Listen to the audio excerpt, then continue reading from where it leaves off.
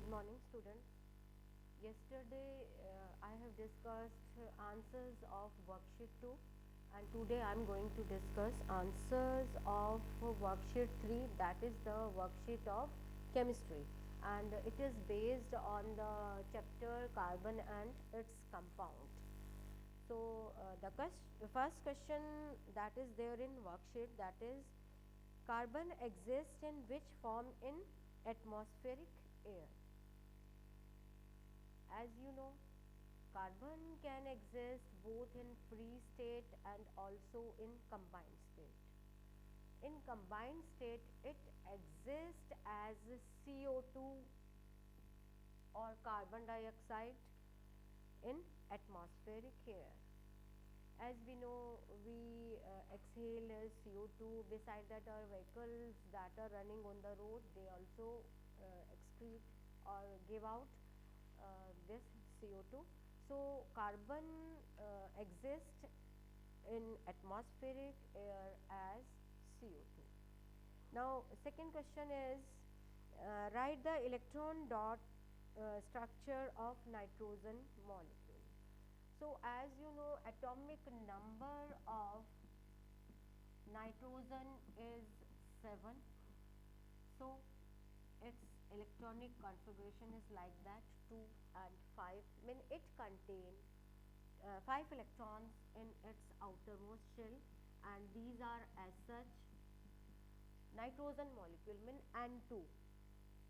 So we have to write the electron dot structure of N2. N atom contains 5 molecules in outermost shell. So one N atom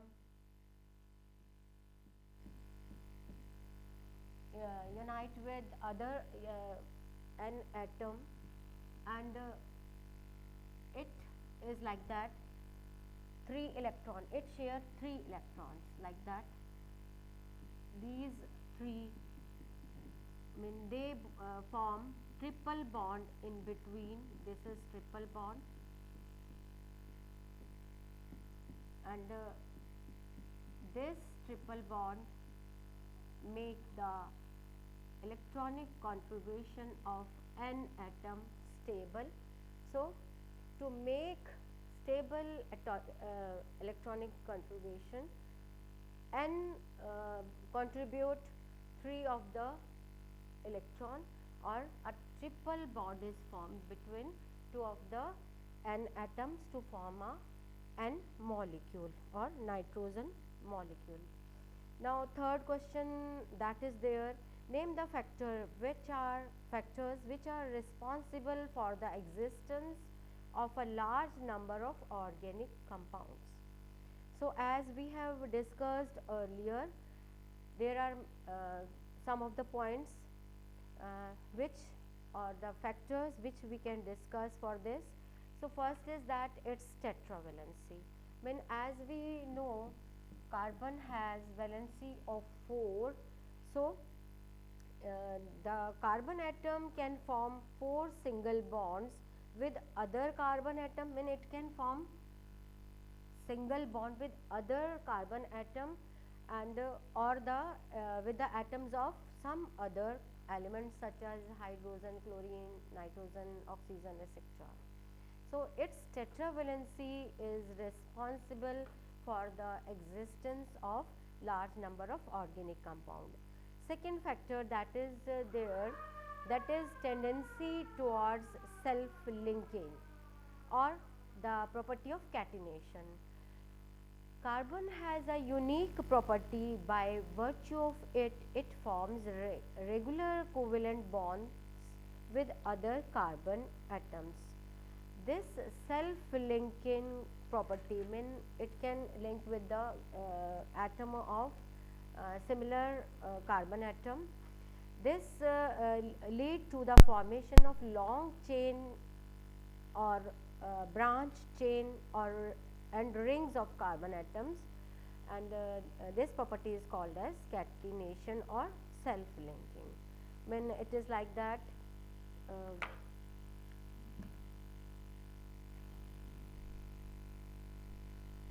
it can form simple chains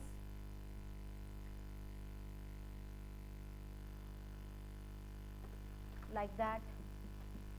This is simple chain. Then branched chain like that. This is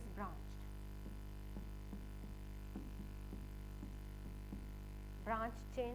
And then ring it is like that, as we have discussed earlier. So you can solve this question like that. Next, third property, that is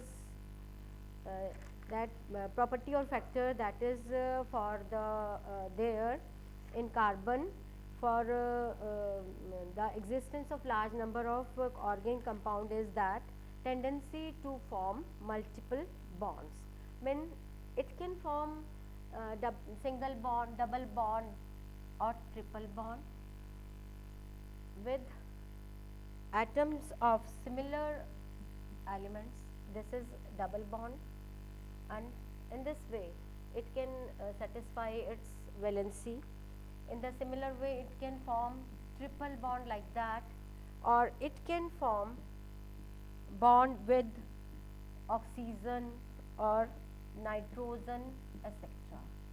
So this is the tendency to form multiple bonds. So these are the factors which are responsible for the existence of a large number of organic compounds. Now what are hydrocarbons? Compounds consisting of only carbon and hydrogen are called hydrocarbons. Example, methane. As we know, its formula is CH4.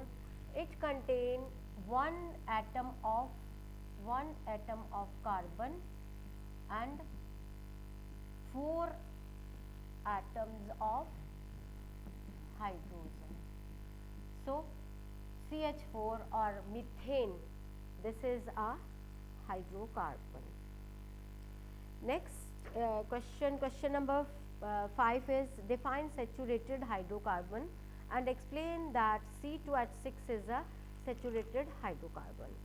So saturated hydrocarbon, the hydrocarbons in which all the 4 valencies of carbon are fully satisfied are called saturated hydrocarbon, or the hydrocarbon in which all carbon atoms are bonded to each other by single bond.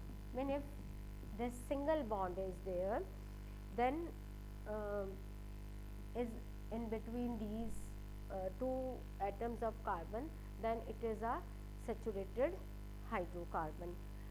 Now if we take the example of C2H6, C2H6 mean carbon atom, number of carbon atom is 2, and we can draw it like that. This is C2H6. So you can count C2 and H6 are there. In this C2H6 we are noting that the carbon atoms are joined with 6 of hydrogen atoms, and bond between them is here single. So this is the answer of question number 5. Then question number 6, in the general formula CnH2n plus 2, CnH2n plus 2 for alkanes, write the meaning of N and H2n. CnH2n plus 2. We have to explain the meaning of N and 2n plus 2. So N mean it is the number of carbon atoms. N is the number of carbon atoms in a molecule of alkane. Number of carbon atoms in a molecule of alkane. And if 2n plus 2, if we have to give this, then 2n plus 2 is the number of hydrogen atoms in a molecules of, similar way में number of hydrogen atoms in a molecule of alkane. So this is that. Now question number 7. Alkene are unsaturated hydrocarbon, illustrated by taking example of ethene. So alkene, as we know, general formula for alkene is CnH2n. General formula for alkene, it is CnH2n. So here N represent the number of carbon atoms and 2N represent the number of hydrogen atoms. In this case we see lowest value for N is 2, because when alkenes are formed, there must be 2 of the atoms of carbon in which double bond must be there. So if we keep it here as 2, or we take N as 2, then the formula will be C2H2 into 2 C2H4, and when we have to represent it, we will write it like that, this H4. So you can see the valency is satisfied in this way. Next question, question number 8. How do alkanes and alkenes differ? Alkenes with the same number of carbon atoms differ with respect to number of H atoms. If we see number of H atoms, in case of alkane formula is CnH2n plus 2, and in case of alkene, as we have discussed earlier, its formula is CnH2n. So in alkane, number of H atoms will be, here we can solve it. See, when we take N as 1, C1 H2 into 1 plus 2 CH4. So number of hydrogen atom will be 4, but in this case CnH2n, if we take N as 2, then it will be C2 and H2 into 2 C2H4.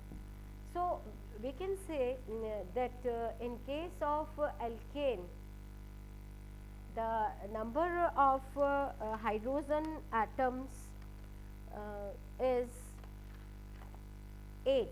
When we take N as 2, then it will be like that. The number of carbon atoms will be C2H6, and in case of alkene, the number of hydrogen atom will be 4. So in case of this alkanes and alkenes with same number of carbon atoms, if we take the same number of carbon atoms, number of H atoms will be